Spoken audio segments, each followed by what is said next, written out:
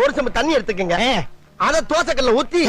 அதுக்குன்னு வழக்கமா ஒரு விளக்கமாறு வச்சிருப்பீங்கல்ல, ஆமாங்க, அத அடிப்பக்கமா திருப்பி சரிங்க, வரட்டு வரட்டு வரட்டுன்னு ஒரு 4 இழுப்பு இழுத்து சரிங்க, நல்லா கழுவி விட்டுருங்க. சரிங்க. ஒரு கிண்ண நிறைய மாவு எடுத்து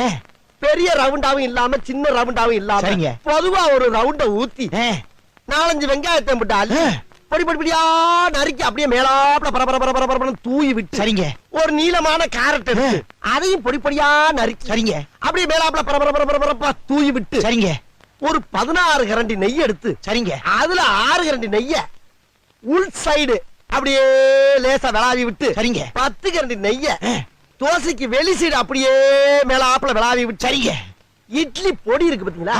அத அப்படியே அள்ளி மலை சாரல் மாதிரி அதை மேலாப்ல பரபர அப்படியே பேய விட்டு, சரிங்க, பொத்துனாப்ல அப்படி ஒரு பருத்து இப்படி ஒரு பருத்து அப்படியே ரெட்டி கலர்ல முருக முருக முருக விட்டு கம கம கமன்னு ஒரு ஊத்த பத்த எடுத்து